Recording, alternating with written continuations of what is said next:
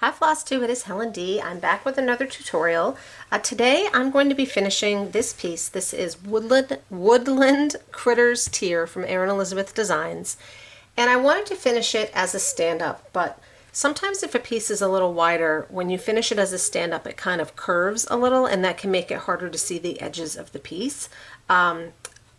Tip for that, I have been using an oval on the bottom instead of a circle.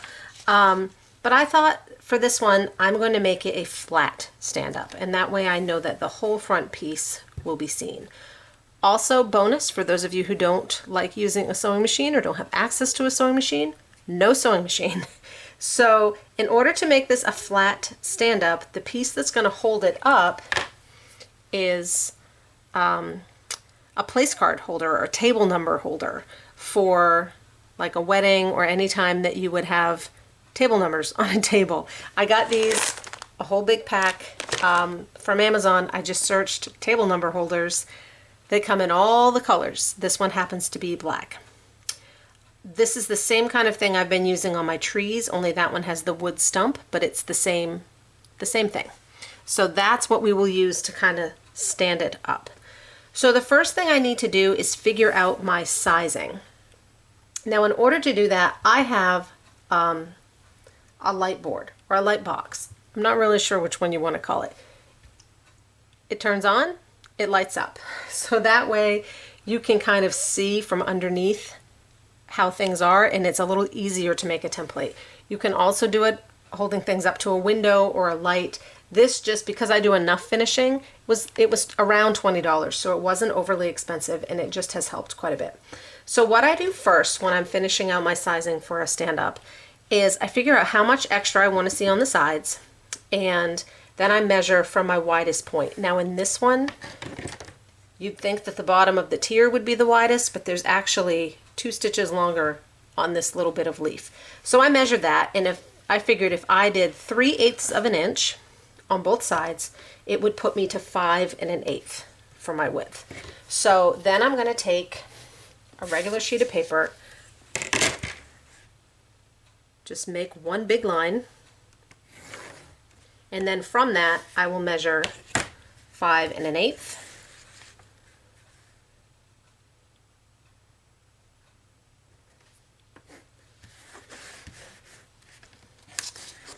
And make another line.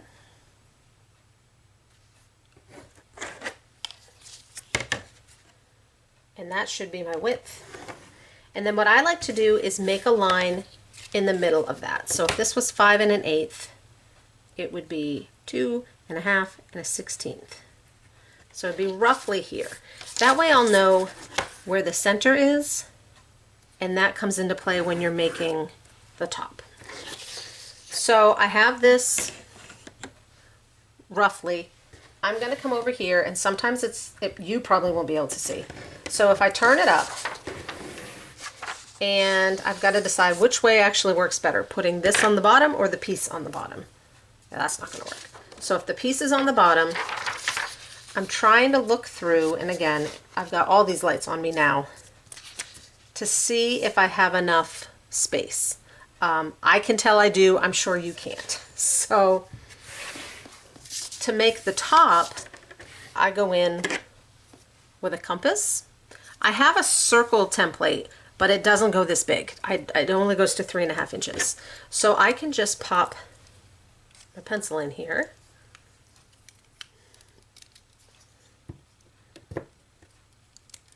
And now I know where the center is. I can line my point up to the center.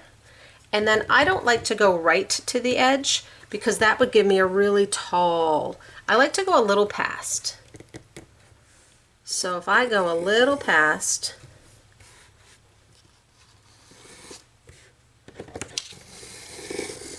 that's a way that I can kind of smooth my edge a little bit. So now I'm going to come in here and cut this out. I buried my scissors. And I'm not worried about the length yet. I'll get that later. I just want to see if this width is good enough and if my kind of arch is good enough. So just cut this out.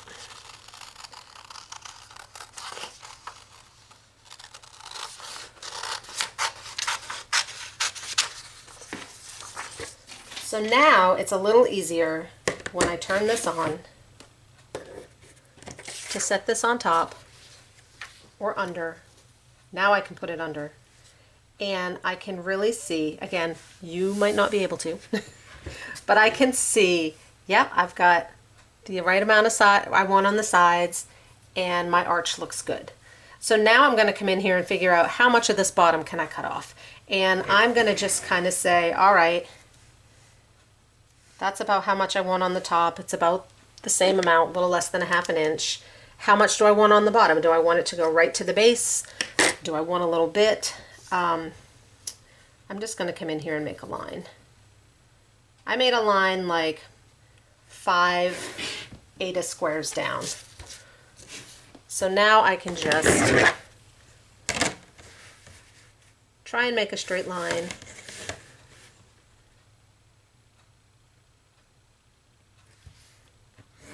And cut this off. For a regular stand-up, you want some of this extra. Not this much, but you want a little bit of extra because that's what you fold in at the end to give you a nice clean edge. But for this, we're lacing, so we don't need that. So this would be my template. And I'm done with this. Whoops. Now, to give you a shortcut. I stitched mine on a 14 count. Because I had done a lot of Erin's tiers before on 14 or 28, I put a template on my website, which I just printed out and then cut it out. So this is a stand-up template. It's just the right size. It's just the right size. Like I said, it was a little longer because it was meant for a stand-up. And it's dark, so it's a little easier to see, like if you're holding it up to a window. I went in and measured and figured if I cut off just an inch, that would be the exact right size that I would want it for this. So just a shortcut. It's eastcoastcrafter.com. It'll be linked below. On a 14 count, the perfect size. Let's see how close I was.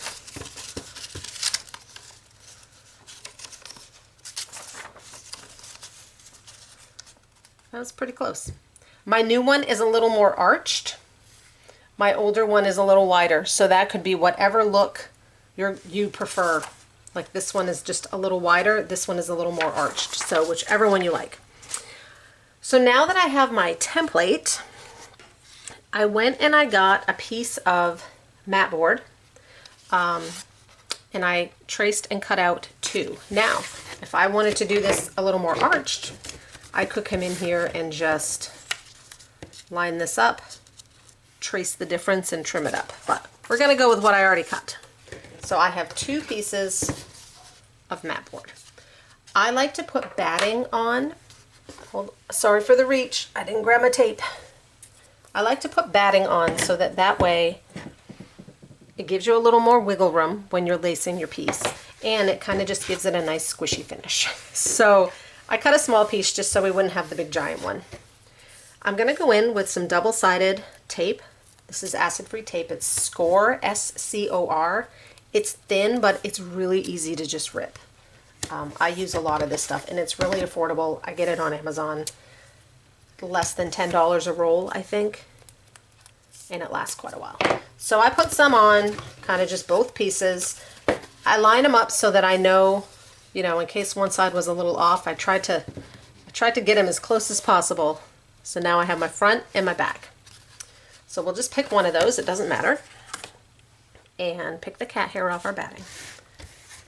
So now I will stick this right on this batting. This is just a cotton quilt batting.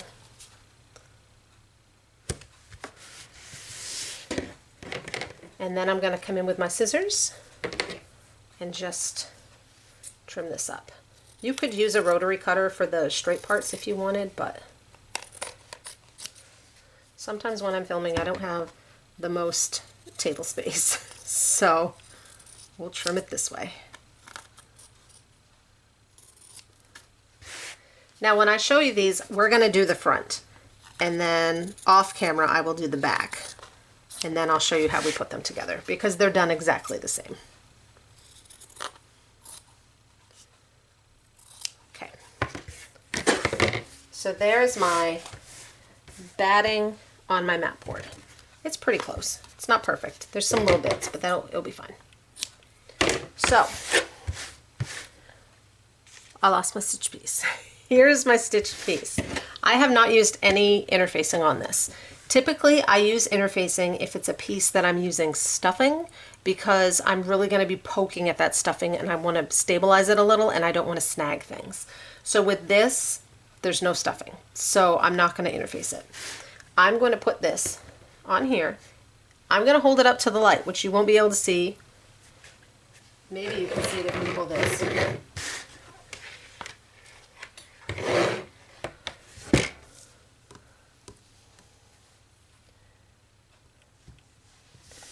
I'm trying to make sure I'm centering it where I want it. So I've got about a little under a ½ inch on the top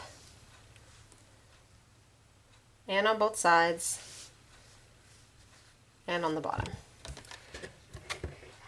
The thing with lacing is it's easy to kind of wiggle things around as you go. So I've got it just about at least where I want to start. I am going to come in and just trim up a little of this edge. I'm just going to flip it over. I didn't leave myself a lot of extra space on here, so I don't need to worry about trimming it down. I've got about 1 inch. That's plenty. But I am going to just get some of this extra off. And because they're going to drive me crazy, these little bits. So now I'm going to lace this on. So I'm going to use, this is this company, Americana quilting thread. I get this at Joann's. It's like 99 cents a spool. I have more on my beige spool, so that's what we're going to use. Just the label had come off. So this is a thicker thread. It's nice and sturdy. Let's see. I don't know if it will fit my needle. There's a really small head on this one, so we'll see. Oh yeah, got it.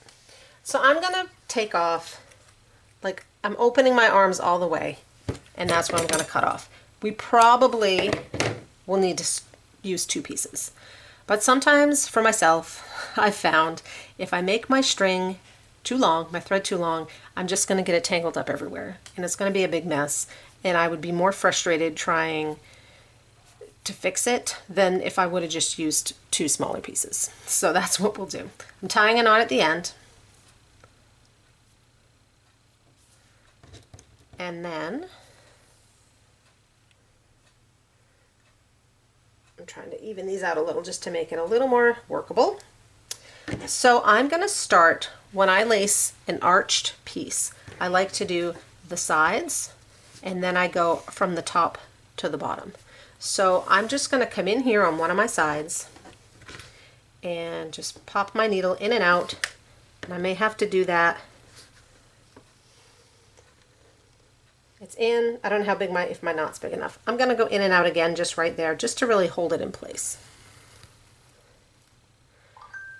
So now all I'm going to do is go back and forth and kind of lace this on this piece. And once I get a couple on there, I will flip it over and make sure that my centering is okay. And these are going to be sewn together, my front and my back mat boards. So I'm not overly concerned about this being the world's best lacing job. It's just to hold it on there. See, there's my knotting. All right, let's flip that over. So now I can kind of really hold it up and see. That looks good. My tops, everything's looking good. And I'm just kind of taking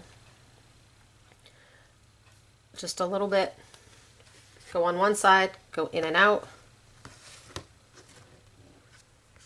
keep going on my flat edge.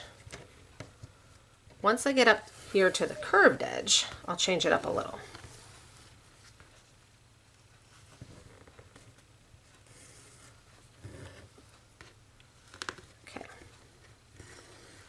So we're getting up to the curved edge. I've got just enough thread that I think I can do this without changing.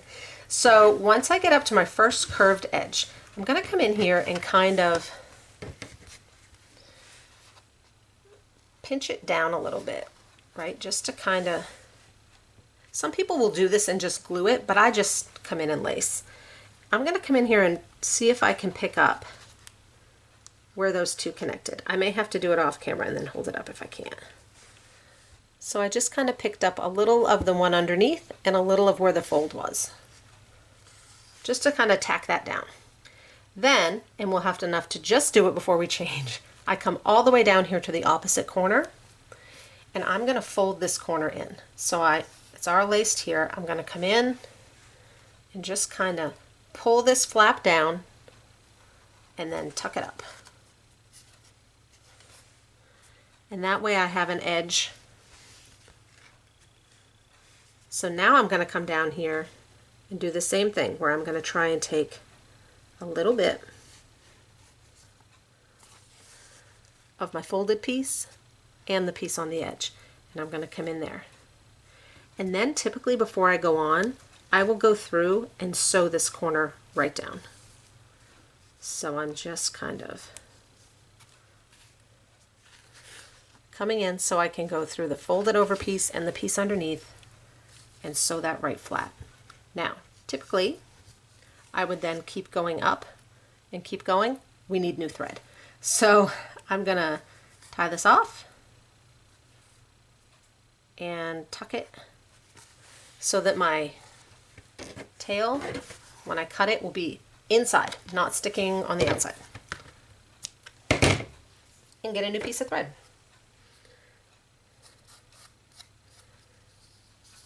I lost the end.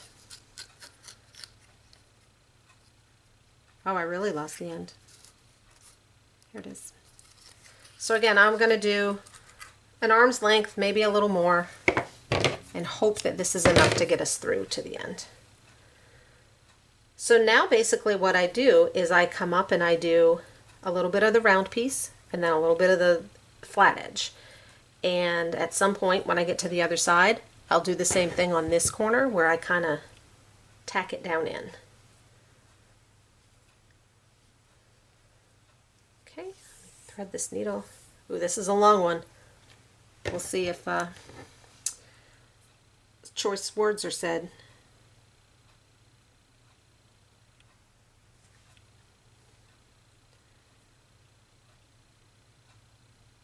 Get in there. This needle has a tiny, tiny head. This is a sewing needle, not a embroidery needle, so it's sharp, but it's bent because it's the one I use the most. But I don't mind that. It actually helps making do some things a little easier, but not threading.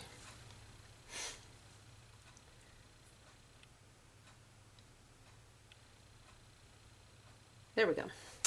Okay, sorry for that delay.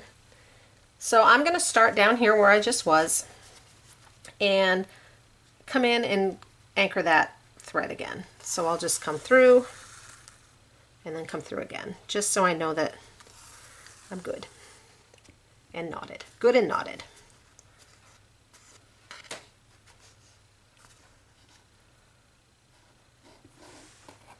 Okay. I think I caught my end.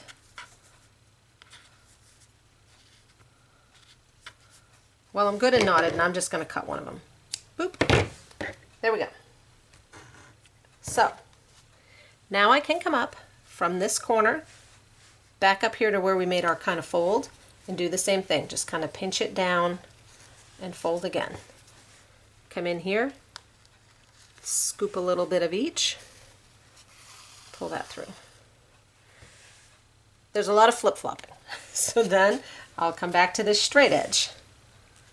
And we just do the same thing, but try and get those edges, the curve. Now we're working on the curve. And again, check your front, because look how crooked I am. So if you're crooked like this, you can really just kind of press it over and it will go. It will straighten up.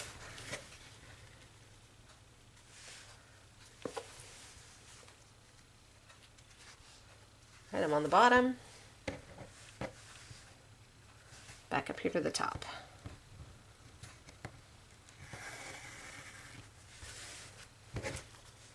So it's kind of right in the middle. And now I think I'm going to switch to the other side.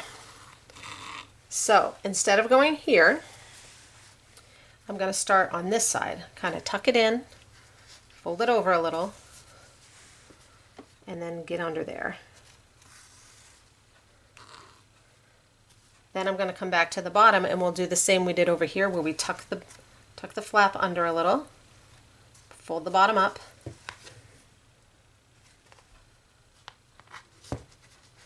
try and get a clean edge, and then sew that edge down. Once this edge is sewed, we'll check the front again to make sure everything's good.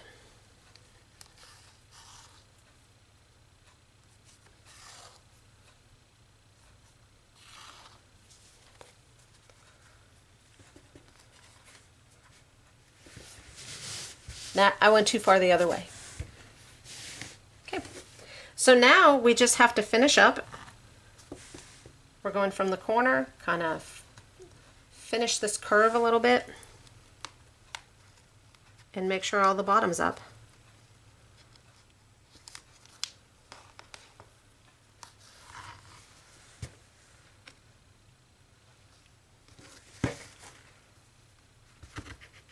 Ooh. I'm going to have just enough. Normally I would do this a little more, but I don't want to make you watch me thread a needle again. So I think I can get one more edge here, one more bit. I'm not going to have enough thread to go all the way to the bottom. So I'm going to tie this off. I'm going to do one more off camera just to get this last piece and make sure it's nice and secure. But you can see from the front that we have our arched piece laced on, and then now we have to worry about the back. So like I said, I'm going to do one more just to finish this flap. Then I'm going to come in with my other piece of mat board off camera, put this on batting and put it on a piece of fabric for the back. And then once I have that done, I will come back and show you how we assemble. Okay, I'm back. I have the back done. I have the front done. You can tell I had just the right size piece of fabric. So now we just need to put them together. You can glue these. I prefer to just hand sew and then I'm done.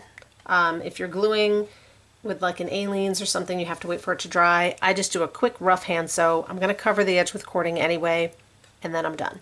So before we sew, you need to determine how you want your base on. You can, there's two options. You can tape it on now.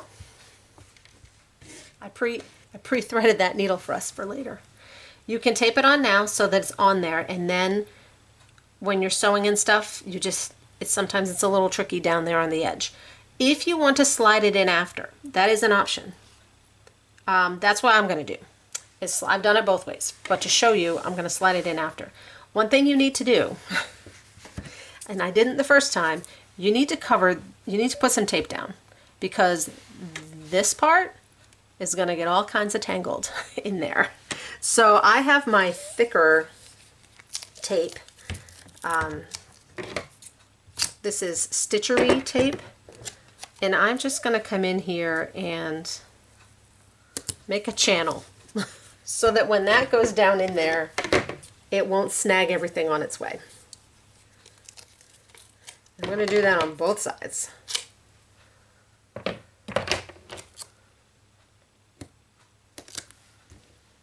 And now I know when I'm going to put them together, I have a little channel in there that I can slide those in. So when I'm sewing them together, I just do a little quick kind of invisible ladder stitch all the way around. I'm going to need a spot on the bottom to insert this that has to be as wide as this part. So I need to, when I'm going around the bottom, make sure I leave like a solid inch, inch and a quarter. I'll just kind of measure it when I get down there. And then I'm also going to need a little spot to tuck the end of my cording. And I tried doing them in the same spot before and it was too much. So what I'm going to do is start sewing them together. Like this is where this is going to end up being, kind of right in the center.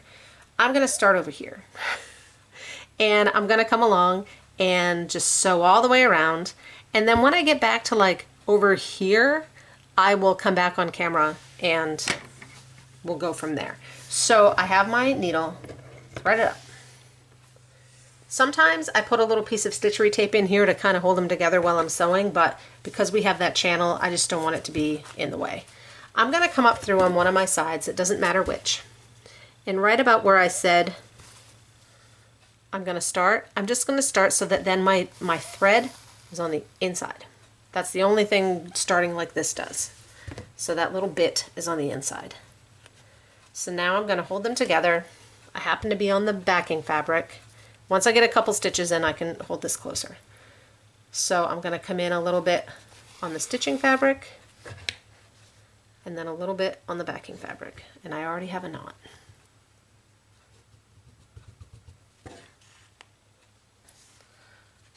Get in there. Jeez. Some days thread plays nice and some days it does not, as we all know.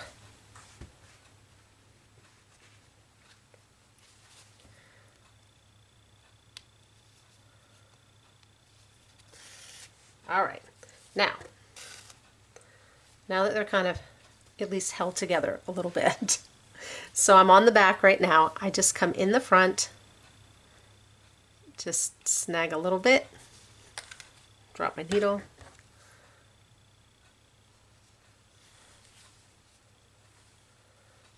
I just went through one side a little bit and then pull it. And then I'll do the same thing on the back fabric where I just kind of go in and out just a little bit and then pull it. And then when you pull these tight, they do kind of disappear. And again, we're going to use some cording to cover that up, so don't worry about that so much. So I'm going to go all the way around until I get over here, and then I will join back up with you and we'll finish up the bottom. All right, we're getting down to it. I'm down here on the end. Here's my base with that round piece. I'm going to just slide this in here so I know how close I need to go. Right in that channel. I didn't measure mine because I know, because of this design, the center of this pedestal is the center. If you had a piece that you were a little nervous or you didn't know that easily, I would just measure and use a friction pen to make a little mark so you know where the center is. So this looks like, if I shove that all the way down, in order to have enough room, if I leave an opening from the side of one of the pedestal to the side of the other, I will have enough room. So pull that out. And I'm pretty much at the side of that pedestal already. So what I'm going to do is come in, I'm on the backing fabric, I'm going to come in underneath on the stitching fabric and try, we'll see if I can with this needle, to just run all the way along to the other edge. I may need to do it in a couple swaths. So I can only go about 1.5 inches, not even 3/4. So I'm going to pull that up. I'm on the stitching fabric. I'm not going to cross over. I'm just going to come back down on the stitching fabric side and just try to make it over there.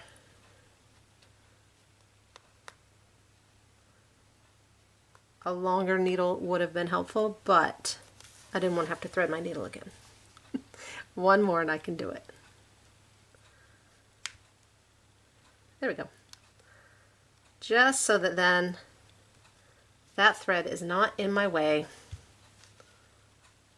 later. Okay. So I just ran it, like I said, I ran it down here, took a couple legs. Now I want to leave a little bit of room here to tie off my cording, to tuck my cording in. Pretty much I want to leave as much as I have left. So I'm going to end up now just taking a little bit of the green fabric, the backing fabric, and going to the front of my stitching fabric again, and I'm going to tie this off. I'm going to end it right here. I guess I could have ended it on the other side of the pedestal, but this way I just tied a knot. I'm going to poke it up into my backing fabric and cut it off. This way I know they're connected fully on the other side. So cut this off. Get that out of my way. Okay. So we have our pieces sewn together. We have a spot on the bottom that should be wide enough for the base. And then I have a little hole here where I'm going to end up tucking the tail of my cording. I'm heating up my glue gun. I went ahead while I was sewing it up and I made my cording. I have a separate video for cording if you're interested in that, if you need to know how to do that. But measurement wise, I made it with browns. This is just my cone of white to show you. I went along the outside of my piece all the way around.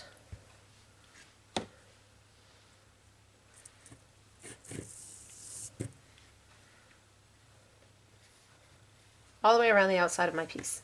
And that is, kind of pinch it, that's one length. So then you will take this length that you just measured and measure that out so you have 4 times this length, right? So here's 1, measure it down.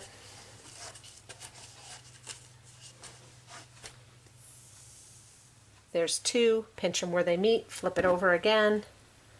There's 3, you would do that until you had 4 lengths. Then you take that length, you cut it off, and you measure it with your whatever colors you're using. I like to do on a stand-up, because I really want to cover this edge where all my stitching is, I like to do 6 lengths of thread, of all 6 strands. 3 in one color, 3 in the other. Mine looks very kind of extra variegated because I didn't have enough of the dark brown. So if you do one and you have 3 of one color and then 3 of the other, and you do the 2 colors separate when you make your cording, it gives you a more traditional cording. I did, on one side I had 2 darks and a light, and on the other side I had 2 lights and a dark, so that I knew I would have enough. So that's what I ended up doing, and it gave me this kind of twisty cording, which is perfectly fine. So on your cording you have a clean end where they kind of met in the middle, and then the end with the knot. So we're going to start with the clean end, and we're going to start without this in there. That goes in at the end. And this way, the whole point of doing it, sliding it in after, is so it's not in your way when you do the cording. So I'm going to find, not the big hole, this is the big hole that we left for the base, the little hole we left over here on the side. And I'm going to take my clean end and put it so it's kind of right on the top of that hole, and just hold it down with my finger. And then I'm going to come in and put a little glue right here and start my cording. Hopefully this is hot enough. We'll see. Yep. So I'm just going to lay that on there so that we can get started. You could use Aleene's. You can use hot glue. You could hand sew. You can use whatever you like. I'm just going to use the hot glue because it's quick, and for tutorial purposes then we can just be done. So now I'm going to go around and just lay a line of glue and glue my cording down kind of all the way around. So I do it a little bit at a time.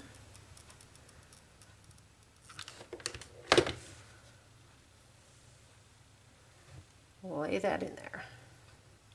If you were using Aleene's, same thing, I do a little at a time. I would go in and put straight pins or ball head pins to hold it in place while it dries. You could use chenille, you could use pom-poms. You've got options of what you can use here for a trim. I just think the cording is a nice, inexpensive, like it's a very affordable way of really customizing your color. I used a skein of each, and not even quite because I ran out.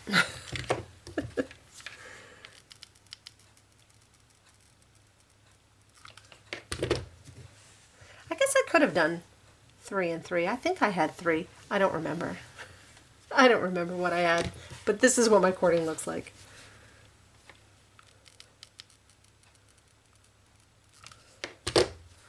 I've had questions about my glue gun. It's 100 years old. I'm sure it came from a big box craft store, and it was probably less than $10. I don't know if it's low temp or high temp, so when I buy glue sticks, I buy multi-temp just in case, and it's nothing fancy. The little mat that I got is a silicone mat.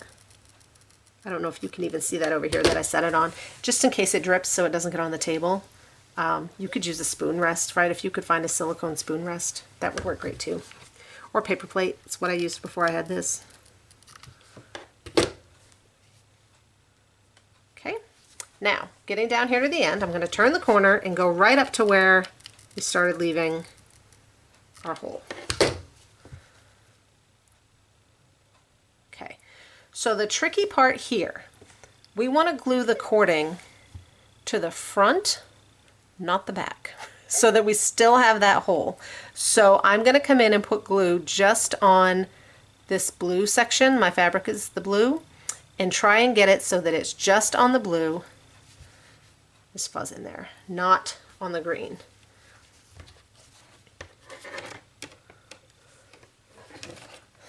Get out of my way.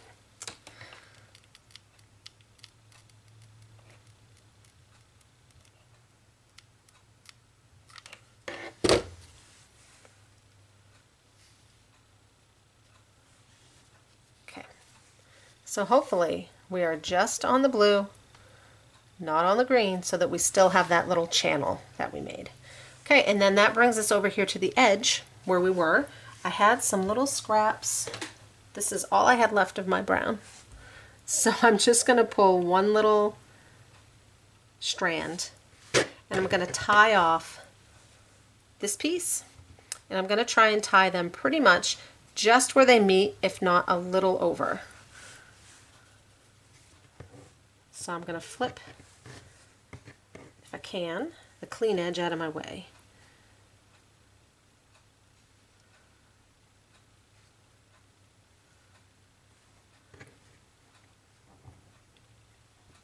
I'll show you this once it's knotted. Okay, so I have a knot just over kind of where it's together. So now I can come in here and cut this off and it won't unravel. So the point of this second hole that we left is I'm glued pretty much as far as I can go. I like to use this tool, which is a bodkin, B-O-D-K-I-N. It's a flathead bodkin. This is meant for putting elastic in if you're running it through the channel of like pants or a cuff of a sleeve or something. This is my favorite poker. So I'm going to take this end that I just knotted and gently poke it with the flat end down into that hole. Sometimes you got to get it just the right angle, but once it starts going, it usually tucks right in there. Get all the little stray bits. So now when we take this piece and we glue it, it will hide that end. Sometimes when you're laying it on here, like if you have kind of where they're going to meet, it's a little bumpy, you can push just a little more down in, just to try and smooth that out. So now I'm just going to take my glue and put it left on what we kind of left at the beginning, and just up on that bit of cording, just a little tiny bit, and pop those right down. Okay, now the trick, here they are. I will take one straight pin